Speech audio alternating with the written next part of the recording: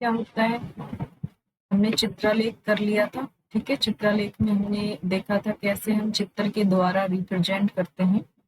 अब हम देखेंगे कि दंडालेख क्या होता है, कैसे हम दंडालेख द्वारा रिप्रेजेंट करते हैं। ओके, क्या आपने टीवी या समाचार पत्र में इस प्रकार के आलेख देखे हैं? चित्रालेखों की तरह ही दंड आलेख भी हमें उच्चतम मान, विभिन्न श्रेणियों के मानों की तुलना करने इत्यादि जैसी सूचनाओं को तुरंत समझने, उनकी व्याख्या करने में सहायता करते हैं। यद्यपि जब आंकड़ों की मात्रा अधिक होती है तब उन्हें चित्रालेख द्वारा प्रस्तुत करने में न केवल समय अधिक लगता है बल्कि कभी-कभी कठिन भी हो जाता है। आइए देखें किस प्रकार हम इन आंकड़ों को एक दंड आलेख के माध्यम से प्रस्तुत किया जा सकता है। जैसे कि यहाँ पर लुप्तप्राय प्रजातियों की संख्या बढ़ रही है, उसका हमें दंड आलेख करके दिखाया गया है। ठीक है, जैसे 2017 में लगभग 7,851 जो प्रजातियां हैं वो विलुप्त हो गई थी। 2010 में 9,618, 2013 में 11,212, 2016 में 12,630, 2019 में 14,324 और 2022 में 16,900।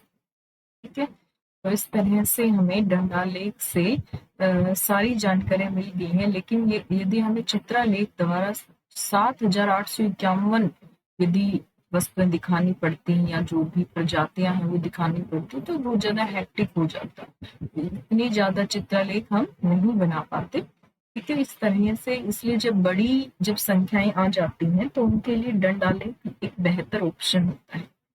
चलिए आगे एग्जाम्पल देखते हैं। कक्षा फर्स्ट में विद्यार्थियों की संख्या जो है वो 3 दे रखी है। कक्षा सेकंड में 5 है, कक्षा थर्ड में 4, कक्षा फोर्थ में 2, फिफ्थ में 0, कक्षा सिक्स्थ में 1, सेवंथ में 5 एंड एट्थ में 7। उसने इन्हीं आंकड़ों को एक दंड आलेख द्वारा प्रस्तुत किया है। आइए लखनपाल द्वारा संग्रहित आंकड़ों को लेते हैं जो किसी एक दिन प्रत्येक कक्षा में अनुपस्थित विद्यार्थियों की संख्या से संबंधित है। ठीक है, तो इसके लिए एक इकाई एक विद्यार्थी को लिया गया है कि प्रत्येक कक्षा में अनुपस्थित छात्रों की संख्या कितनी है। फर्स्ट में 3 है, सेकंड में 5 है, थर्ड में कितनी है 4 है, फोर्थ क्लास में 2 स्टूडेंट एब्सेंट है, फिफ्थ में 0 एब्सेंट है, सिक्स्थ में 1 स्टूडेंट एब्सेंट है, सेवंथ क्लास में 5 स्टूडेंट एब्सेंट है और एट्थ में 7 स्टूडेंट एब्सेंट। ठीक है, इस तरह से एब्सेंट जो स्टूडेंट है उनकी संख्या दी गई है। अब निम्नलिखित प्रश्नों के उत्तर देने हैं दंडालेख का उपयोग करते हुए। कक्षा 2 में उस दिन कितने विद्यार्थी अनुपस्थित थे? कक्षा 2 में हम देखेंगे कितने थे, 5। तो कक्षा 2 में कितने विद्यार्थी अनुपस्थित थे, यहाँ पर आ जाएगा 5 विद्यार्थी अनुपस्थित थे। इस कक्षा में अधिकतम संख्या में विद्यार्थी अनुपस्थित थे? कौन सी कक्षा थी जिसमें सबसे ज्यादा विद्यार्थी अनुपस्थित थे? तो 8वीं जो कक्षा है उसमें सबसे ज्यादा विद्यार्थी अनुपस्थित थे, 8वीं कक्षा में। ठीक है, उस दिन किस कक्षा में पूर्ण उपस्थिति थी? तो पूर्ण उपस्थिति कब होगी? जब 0 स्टूडेंट एब्सेंट होंगे। तो कक्षा पांचवी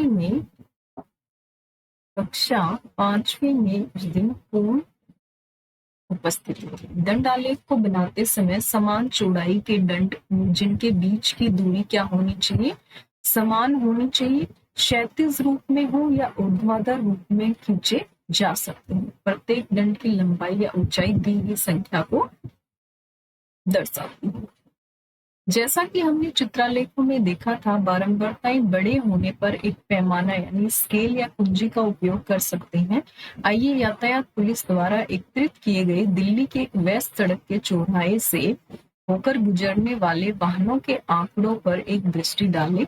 सुबह 6 बजे से दोपहर 12 बजे तक प्रत्येक घंटे में इस चौराहे पर होकर जाने वाले वाहनों की संख्या नीचे दंड आलेख में दिखाई गई है। लंबाई की एक इकाई कितने वाहन को दर्शाती है?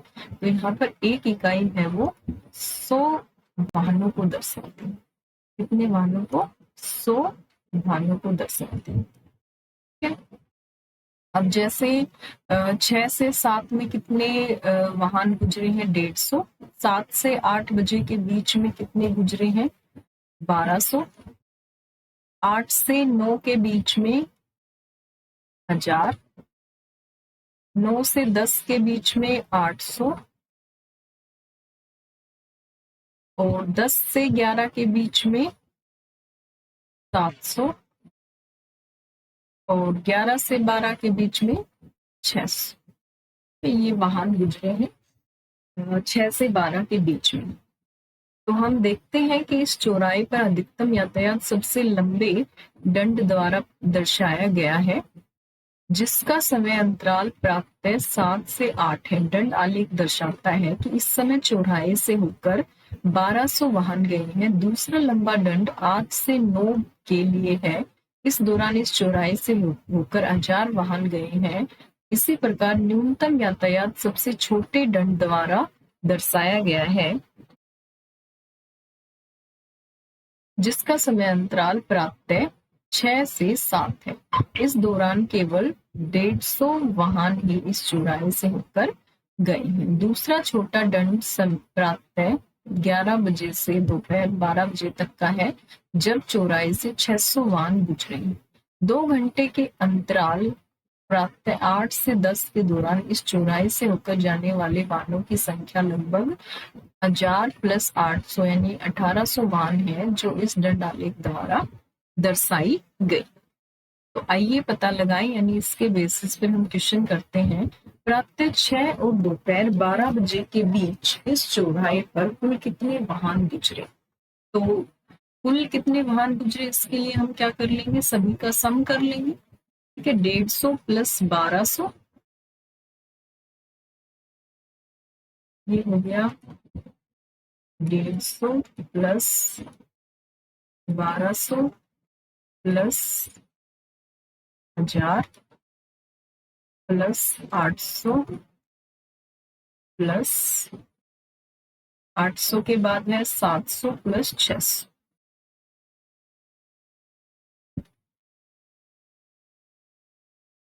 + 700 +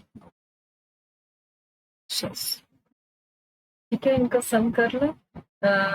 ये हो गया 12,000 और 1200 हो गया 2200 और ये टोटल हो गया पूरा ये 3000 हो गया। ठीक है, 3000 और ये हो गया 3700 और फिर ये हो गया 4000 और 4500, ये 4450। तो टोटल कितने आ गए? टोटल आ गए 4450 वाहन जो है वो गुजरे। ठीक है, आपके विचार से समय प्राप्त 6 से 7 के दौरान और 7 से 12 दोपहर के बीच अन्य घंटों में इतना कम यातायात क्यों रहा? तो हमें ये बताना है कि इन जो घंटों में कम यातायात है वो क्यों रहा। ठीक है, तो कम यातायात इसलिए रहा क्योंकि इस टाइम पर बहुत कम लोग काम पर जाते हैं, क्योंकि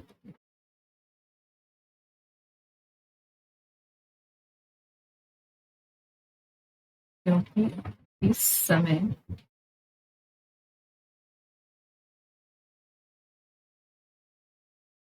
बहुत कम लोग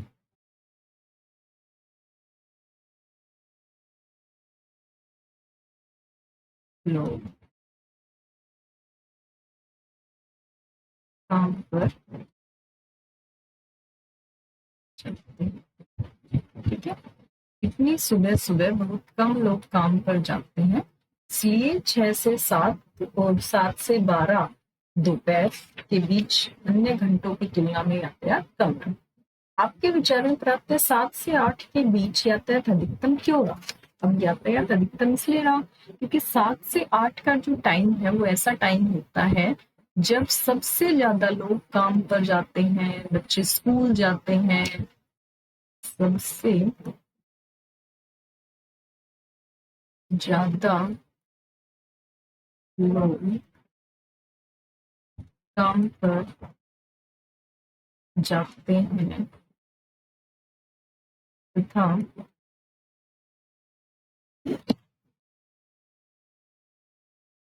यही वो समय है जब बच्चे क्या जाते हैं, स्कूल जाते हैं।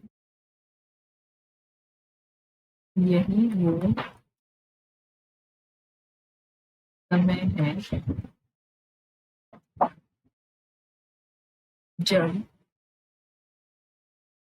बच्चे स्कूल जाते हैं। ठीक है, इसलिए यहाँ पे यातायात क्या है, ना जाता है।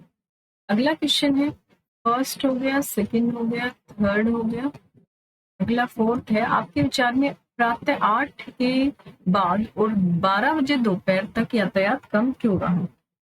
तो यातायात इसलिए कम रहा क्योंकि अधिकतर जो विद्यालय है वो 8 बजे शुरू हो जाते हैं और काम पर जाने वाले लोगों की जो संख्या है वो लगातार कम होती जाती है, क्योंकि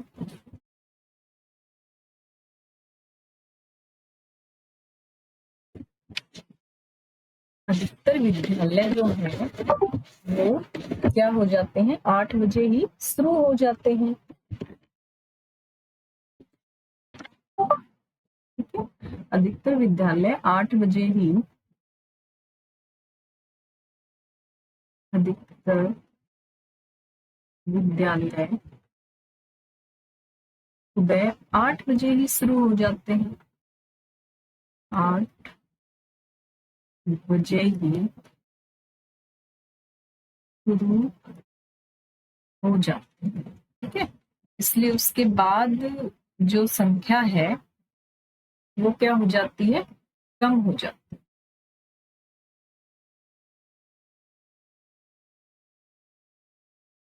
इसलिए उसके बाद संख्या कम हो जाती है, हो जाती है, क्योंकि मोस्टली लोगों का जो काम कर निकलने का जो टाइम है वो भी इतना ही होता है, लगभग 8 बजे। ठीक है, तो उसके बाद की जो संख्या है वो क्या हो जाती है, कम हो जाती है। ठीक है, आगे चलते हैं। उपरोक्त दंड आलेख 50 वर्षों के अंतराल में प्रत्येक दशक में भारत की जनसंख्या वृद्धि को दर्शाता है। प्रदर्शित की गई संख्याएं करोड़ों में है। यदि आपको एक व्यक्ति को दर्शाने के लिए एक इकाई लेनी पड़े तब दंड बनाना संभव नहीं है। अतः हमने एक इकाई का पैमाना क्या लिया है, 10 करोड़। तो यहाँ पे क्या हो गया, 10, यहाँ पे 36 करोड़, 44 करोड़, 54 करोड़, 68 करोड़, 84 करोड़। ठीक है, और फिर 102 करोड़। इस तरह से जनसंख्या दी गई है। यह दंड आलेख उप चित्र में प्रदर्शित है। अतः 5 इकाई का दंड 50 करोड़ है और 8 इकाई का दंड 80 करोड़ प्रदर्शित करता है। इस दंड आलेख के आधार पर आप अपने मित्रों से कौन से प्रश्न पूछना चाहेंगे? इस दंड आलेख के आधार पर आप अपने मित्रों से कौन से प्रश्न पूछना चाहेंगे? हम पूछना चाहेंगे कि भाई इस वर्ष में ये कितनी जनसंख्या रही है। ठीक है, 50 वर्षों में भारत की जनसंख्या में कितनी वृद्धि हुई, प्रत्येक दशक में जनसंख्या वृद्धि कितनी थी। ठीक है, अगला है दंड आलेख खींचना। अब तक हमें दंड आलेख खींचे हुए दिए गए थे और हमने उस पर क्या किया था, हमने उसके ऊपर क्वेश्चंस के आंसर दिए थे। अब हमें टेबल दी जाएगी और उसके लिए दंड आलेख खींचना सीखेंगे। पिछले एक उदाहरण में श्री नीलेश ने अपनी कक्षा के विद्यार्थियों की पसंद की मिठाइयों के लिए बारंबारता सारणी तैयार की थी। उन आंकड़ों के लिए दंड आलेख तैयार करें। सर्वप्रथम हम एक क्षैतिज रेखा और ऊर्ध्वाधर रेखा खींचेंगे। सबसे पहले एक क्षैतिज रेखा और ऊर्ध्वाधर रेखा खींचेंगे। क्षैतिज रेखा के अनुदेश हम प्रत्येक मिठाई का नाम लिखेंगे। यहाँ पे प्रत्येक मिठाई का नाम लिखेंगे। ठीक है, और तथा जिन पर दंड उनकी संगत, प्रत्येक मिठाई का नाम लिखेंगे तथा जिन पर दंड उनकी संगत बारंबारताओं के अनुसार खींचे जाएंगे। ऊर्ध्वाधर रेखा पर हम विद्यार्थियों की संख्या करेंगे। ठीक है, अब विद्यार्थियों की संख्या 6, 9, 13, 3, 7 है, तो हम 3-3 का ग्राफ भी ले सकते हैं। 3, 6, 9, 12, तो इस तरह से हम ग्राफ ले सकते हैं। तो जलेबी जो है यहाँ पर क्या लिखेंगे हम, जलेबी, जलेबी के लिए कितने बच्चे हैं, 6 बच्चे हैं, जलेबी का ग्राफ यहाँ तक जाएगा। उसके बाद गुलाब जामुन, यहाँ पे क्या लिखेंगे, गुलाब जामुन, गुलाब जामुन के लिए कहाँ तक जाएगा ग्राफ, 9 तक जाएगा। ठीक है, उसके बाद क्या है, गुजिया, गुजिया के लिए ग्राफ जाएगा 13 तक, फिर 12 के ऊपर जाएगा। उसके बाद है बर्फी, बर्फी के लिए 3 तक, और उसके बाद है रसगुल्ला, रसगुल्ला 6 के ऊपर। तो इस तरह से हम क्या बना देंगे, ग्राफ बना देंगे। हमें एक पैमाना अवश्य चुनना चाहिए, इसका अर्थ है हमें यह निर्णय लेना चाहिए कि एक दंड की या एक इकाई जो लंबाई है उसमें कितने विद्यार्थी दर्शाए जाएं, ताकि आलेख हमारे कागज पर अच्छे प्रकार से खींचा जा सके। हम 1 इकाई लंबाई द्वारा एक विद्यार्थी को दर्शाएंगे। जलेबी के लिए हम 6 इकाई की ऊंचाई जो मिठाई जलेबी की बारंबारता है का दंड खींचेंगे। इसी प्रकार अन्य मिठाइयों के लिए भी हम उन्हीं ऊंचाइयों की दंड खींचेंगे जितनी उनकी बारंबारता है। तो ये हमने यहाँ पे एक इकाई ली थी, वहां पे हमने 3-3 इकाइयों लेके, तो यहाँ पे जलेबी का बना दिया। ठीक है, यहाँ पे गुलाब जामुन, गुजिया, बर्फी और रसगुल्ला। जब बारंबारताएं बड़ी होती हैं तो हम एक इकाई लंबाई बराबर एक संख्या का उपयोग नहीं कर सकते, तब हमें एक भिन्न पैमाने को चुनने की आवश्यकता होती है, जैसा कि हमने चित्रालेख की स्थिति में किया था। ठीक है, स्मृति द्वारा 8 मैचों में बनाए गए रनों की संख्या नीचे दी गई है। अब इसमें हम लगभग 10-10 का ले सकते हैं। ठीक है, न्यूनतम स्कोर 0 है और अधिकतम स्कोर है 100 है, तो 1 इकाई बराबर है 1 रन का पैमाना लेने का अर्थ यह होगा कि हमें 1 के कदमों में 0 से लेकर 100 रनों को लेना होगा। यह अनावश्यक रूप से जटिल होगा। आइए इसके स्थान पर 1 इकाई को हम 10 रन लेते हैं। हम इस पैमाने को ऊर्ध्वाधर रेखा पर अंकित करते हैं तथा प्रत्येक मैच के स्कोर के अनुसार डंडों को खींचते हैं। ठीक है, ऊर्ध्वाधर इस तरह से होता है, यानी ऊंचे ऊंचे को ऊर्ध्वाधर बोलते हैं।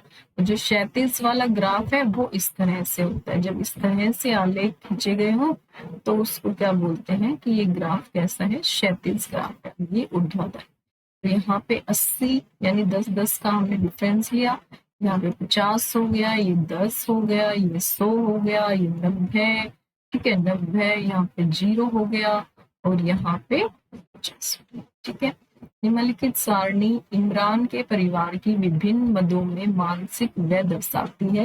यानी मकान का किराया लगभग 3000 रुपए है, भोजन पर 3400 रुपए, शिक्षा पर 800, बिजली पर 400, परिवहन पर 600, विद्युत पर 1200।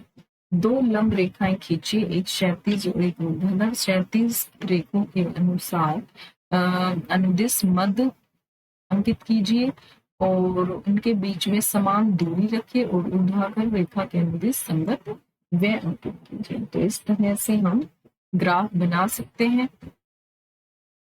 ठीक है, समान चौड़ाई के दंड इस प्रकार बनेंगे कि उनके बीच में समान रिक्त स्थान या दूरी रहे। ऊर्ध्वाधर रेखा के अनुदिश एक उपयुक्त पैमाना चुनिए। मान लीजिए 1 इकाई लंबाई जो है वो 200 है। ठीक है, तो अब हर एक को 3000 को यदि हम 200 से भाग करेंगे तो 15 इकाई आ जाएगा। 3400 को 200 से करेंगे 17 इकाई, 800 को करेंगे 200 से 4 इकाई, यहाँ पे 2 इकाई, यहाँ पे 3 इकाई, यहाँ पे 6 इकाई। ठीक है, तो इस तरह से ये ग्राफ हमने बना दिया। यहाँ पे मकान का किराया आ गया 3000। ठीक है, यहाँ पे 3400 आ गया। ठीक है, यहाँ पे शिक्षा आ गई 800 रुपए, बिजली का बिल आ गया 400, परिवहन आ गया 600। ठीक है, और विविध आ गया 800। इस तरह से हमने ग्राफ खींच दिया है। अभी ग्राफ के ऊपर जो क्वेश्चन पूछे गए हैं, दंड आलेख का प्रयोग निम्नलिखित प्रश्नों का उत्तर देने में कीजिए। किस मद में इमरान का परिवार सबसे अधिक और उससे कम व्यय करता है? तो सबसे अधिक व्यय किसके ऊपर कर रहे हैं? सबसे अधिक व्यय कर रहे हैं भोजन के ऊपर। ठीक है, तो सबसे अधिक व्यय में क्या आ जाएगा? भोजन आ जाएगा। और उससे कम कर रहा है किराए को, तो यहाँ पे आ जाएगा किराया। क्या बिजली पर व्यय शिक्षा का व्यय का आधा है? बिजली पर व्यय देखो कितना है, बिजली पर व्यय 800 रुपए है। बिजली का व्यय है वो 400 रुपए है और शिक्षा का व्यय जो है वो 800 रुपए है। तो हाँ, इसका आधा है, यानी 1/2 गुना में 800 करेंगे तो हमें क्या मिल जाएगा? 400 मिल जाएगा। ठीक है, तो बिजली पर व्यय शिक्षा के व्यय का आधा है। क्या शिक्षा पर व्यय भोजन का व्यय का 1/4 से भी कम है? भोजन पर व्यय कितना है? भोजन पर व्यय है 3400।